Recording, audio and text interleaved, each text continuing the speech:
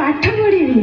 ଦେଖିବ ମୁଁ ପାଠ ପଢି ଜଣେ ଡାକ୍ତରାଣୀ ହେବି ଏବଂ ସମସ୍ତଙ୍କର ସେବା କରିବି, ବିଶେଷ କରି ତମରି ସେବା। ନା ନା, ମୋର ସେ ସେବା ଦରକାର ନାହିଁ। ଝିଅ ଜନ୍ମ ତ ପର ଘରକୁ, ତୁ ପାଠ ପଢି କଣ ମୋ କୁଳକୁ ରକ୍ଷା କରିପାରିବୁ? ଏଇ ଅଲକ୍ଷଣୀଟା ୟା ମୁଣ୍ଡକୁ ପୁରା ଖାଇସାରିଲାଣି। ଝିଅ ହେଲା ବୋଲି କଣ ପରି ପାଠ ପଢିବନି? ସେ ନିଶ୍ଚୟ ପାଠ ପଢିବ। ତା ମନକୁ ତୁମେ ଭାଙ୍ଗି ଦିଅନି ମା। ତମେ ଯାହା କରୁଛ କର, ମୁଁ ତ ଏ ଘରର କେହି ନୁହେଁ ନା।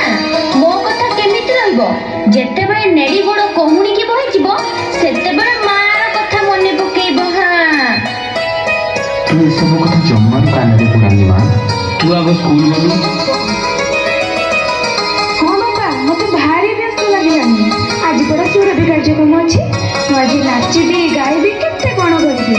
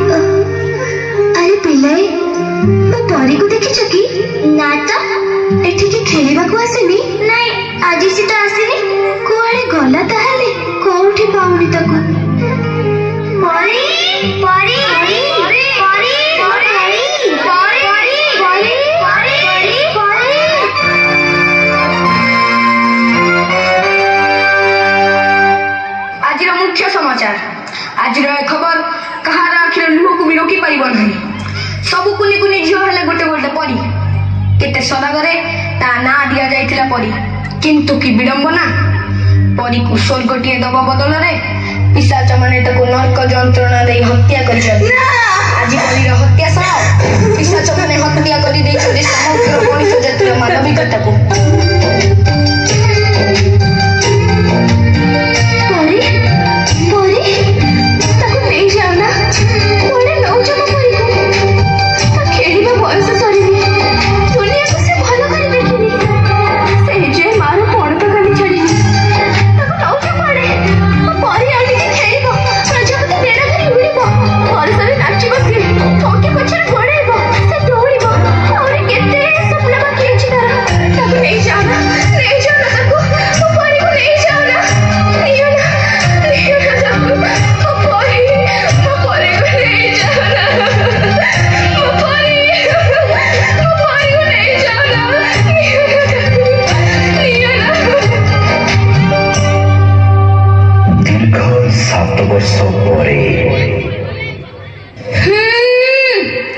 ପରୀର ମା ମାଳତୀ କୁଆଡେ ମା ହବାକୁ ଯାଉଛି।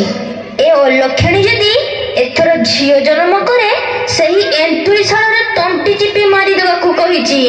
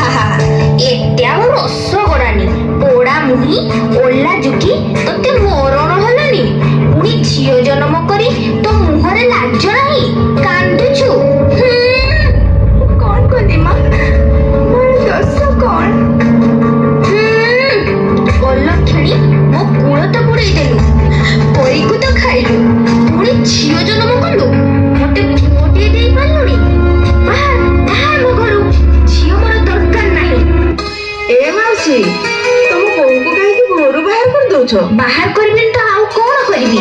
ତୁ ତ ଜାଣିଛୁ ବଡ ଝିଅ ପରୀର ଅବସ୍ଥା ଯାହା ହେଲା, ପୁଣି ଆଉ ଗୋଟେ ଝିଅ ଜନ୍ମ କଲା। ନାତି ହେଇଥିଲେ ସିନା ମୋ କୁଳ ଉଜ୍ଜଳ ହୋଇଥାନ୍ତା। ପୁଅ ଆଉ ଝିଅ ମଧ୍ୟରେ କିଛି ତଫାତ ନାହିଁ ମାଉସୀ। ତଫାତ ନାହିଁ? ପୁଅ ତ ପୁଅ, ଆଉ ଝିଅ ପୁରା ଛି।